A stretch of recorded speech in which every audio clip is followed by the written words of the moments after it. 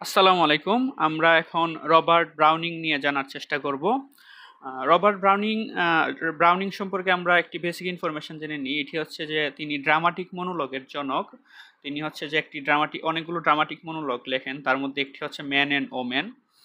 এবং Robert Browning কিন্তু আমাদের পিবি শেলির হচ্ছে ভক্ত ছিল। তো পিবি শেলি সম্পর্কে আমরা একটু জেনে নিই। পিবি শেলি হচ্ছে কিটস, যে আমাদের একজন কবি আছে, এই কিটসের হচ্ছে বন্ধু ছিল। এবং পিবি শেলি এবং কিটস তারা খুবই ভালো বন্ধু ছিল। বলা চলে যে পিবি শেলি কিটসের জন্য একদম পাগল ছিল। ঠিক আছে, তো পিবি শেলি এবং কিটস সম্পর্কে আমার দুইটা ভিডিও আছে, এগুলো দেখে নিলে আপনারা ভালো করে বুঝতে পারবেন। তো রবার্ট ব্রাউনিং এর সম্পর্কে যদি বেসিক ইনফরমেশন বলি, যে রবার্ট ব্রাউনিং হচ্ছে ড্রামাটিক মনোলগের জনক ছিল। তিনি হচ্ছে ড্রামাটিক মনোলগের জনক ছিল এবং সাইকো অ্যানালিস্ট ছিল। এগুলো তার বেশি পরীক্ষা আসে। তো তার যে সাহিত্যকর্মগুলো রয়েছে সেগুলো আমরা একটা গল্পের মাধ্যমে হচ্ছে যে মনে রাখতে পারি। গল্পটা হচ্ছে এরকম যে পিবি শেলি তার বন্ধু কিটসের জন্য বা কিটসের হচ্ছে মৃত্যুতে পাগল হয়ে যায়। আমরা জানি যে কিটস হচ্ছে খুব অল্প বয়সে মৃত্যুবরণ করে।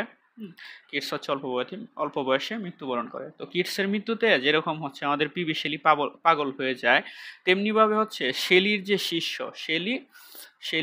শিষ্য আমাদের এই রবার্ট ব্রাউনিং, সে হচ্ছে তার ডাচ লাস্ট লাভার, মনে রাখবেন যে ডাচ লাস্ট লাভারের জন্য পাগল বা সাইকো হয়ে যায়। কি হয়ে যায়? সাইকো হয়ে যায়।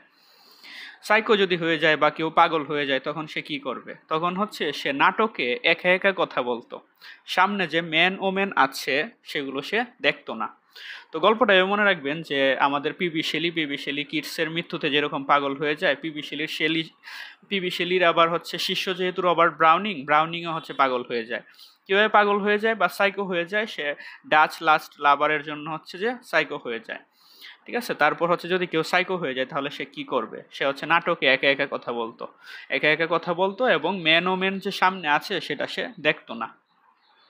তো এখান থেকে কি কি মনে রাখতে পারি? রবার্ট ব্রাউনিং হচ্ছে যে আমাদের সাইকো থেকে আমরা মনে রাখতে পারি যে সাইকো অ্যানালিস্ট সে পোয়েট ছিল, সাইকো অ্যানালিস্ট পোয়েট ছিল।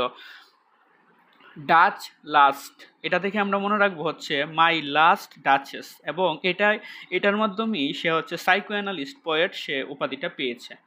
এবং আরেকটি ছিল হচ্ছে পরফাইরিয়াস লাভার। এই পরফাইরিয়াস লাভার এটা খুবই ইম্পর্ট্যান্ট একটি তার সাহিত্য, এটি আমাদের ভালো করে মনে রাখতে হবে। তারপর তিনি নাটকে একা একা কথা বলতেন। একা একা কথা বলতেন দেখে আমরা মনে রাখবো ড্রামাটিক মনোলগ। ড্রামাটিক মনোলগ মানে হচ্ছে যে আমাদের যে নাটকে হচ্ছে যে ধরে নেওয়া হয় যে সামনে কেউ একজন থাকে এবং তাকে হচ্ছে কেউ একজন বলতেছে, একা একা কাহিনীটা বলতেছে, সেগুলোকে বলা হয় হচ্ছে ড্রামাটিক মনোলগ। যেমন বাংলা সাহিত্যে একটি ড্রামাটিক মনোলগ হচ্ছে আমাদের কবর কবিতা। এরকমই হচ্ছে ড্রামাটিক মনোলগ হচ্ছে আমাদের ম্যান অ্যান্ড ওমেন। তো আমরা এখান থেকে কি কি মনে রাখতে পারি? আবার বলি যে মাই লাস্ট ডাচেস, পরফাইরিয়াস লাভার, এই দুইটার কারণে তাকে বলা হয় হচ্ছে সাইকো অ্যানালিস্ট পোয়েট। এবং তার ড্রামাটিক মনোলগ হচ্ছে ম্যান অ্যান্ড ওমেন, অ্যান্ড এইগুলোই হচ্ছে তার পরীক্ষায় বেশি আসে এবং সে ড্রামাটিক মনোলগের জনক। ধন্যবাদ।